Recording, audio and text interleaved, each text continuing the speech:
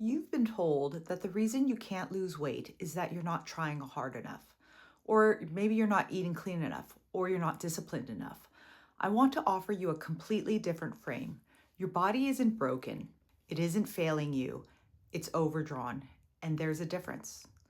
I'm Starry, licensed acupuncture physician, 20 years in clinical practice. I'm 52, I'm navigating perimenopause myself, so I'm not talking to you from the other side. I have the clinical tools and I have the lived experience. Quick disclaimer, everything here is general education from my clinical experience, not a substitute for personalized medical advice. So here's what I see constantly in my practice. A woman comes in who has done everything right. She's tracked her macros, tried intermittent fasting, hired a trainer, taken all the supplements, and nothing is landing the way it should. And she's exhausted in a way that sleep just doesn't fix. Not tired from a busy day, exhausted, a bone deep kind. And somewhere along the way, she started thinking, maybe this is just what life is going to be like from now on. And that thought, maybe this is just me now, is one of the clearest signs I know of a depleted system.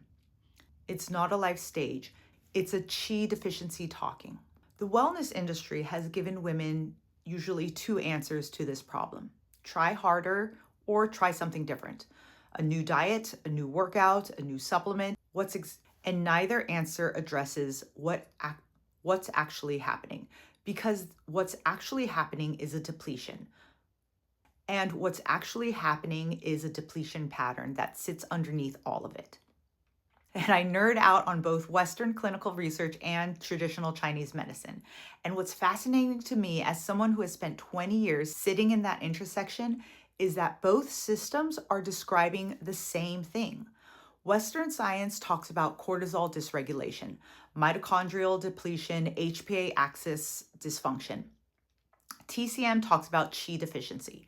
It's different language, same body, same root cause. And I want to give you a framework that makes this tangible, because qi can sound totally abstract and kind of weird until you see it this way. Think of qi like a bank account. Every stressor is a withdrawal. Every night of poor sleep is a withdrawal. Every skipped meal you use to save the calories, that's a withdrawal. Every workout that left you even more depleted than when you started, another withdrawal. Every time you pushed through exhaustion instead of resting, a withdrawal.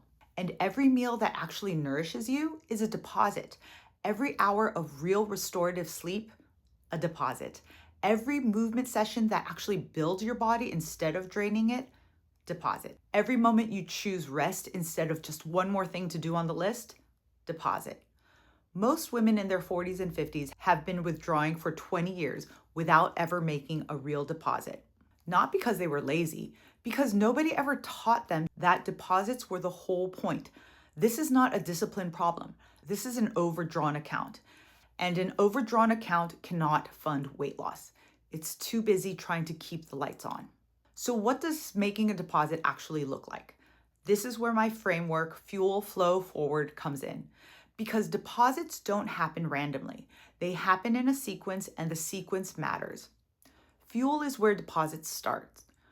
Food that actually nourishes your digestive qi, warm, whole, paired with protein. Movement that actually builds energy instead of draining it. Sleep that restores, not just log hours. Until your account has enough in it, your body cannot move to the next phase. Flow is what becomes possible once you're fueled. Cortisol starts to regulate. The stuck places start to move. Your body begins releasing what it's been holding, not because you forced it, but because the underlying depletion is being addressed. The weight starts shifting because the root cause is finally being touched. Forward is the result. Your body working with you instead of against you. The scale moving consistently, feeling like yourself again, and understanding your own body well enough that you're never guessing again. And here's the part I love mostly as a clinical nerd. The Qi Bank account isn't just poetic language. It has a direct Western science parallel. When your body's reserves are depleted, your mitochondria, your cellular energy factories, they can't produce energy efficiently. Your adrenal glands, which regulate cortisol, they start to underproduce. Your thyroid function slows to conserve resources. Your body literally down-regulates its own metabolism to protect what little it has left. Making deposits in TCM terms, restoring your qi, is the same thing as supporting mitochondrial function, regulating cortisol, and giving your body enough input to safely upregulate its metabolic output. 2 systems, 1 body, 1 solution. And I know what some of you might be thinking. This sounds great in theory, but I don't know where to start. And that's the exact right thought to have, because where you start is specific to where your account is overdrawn.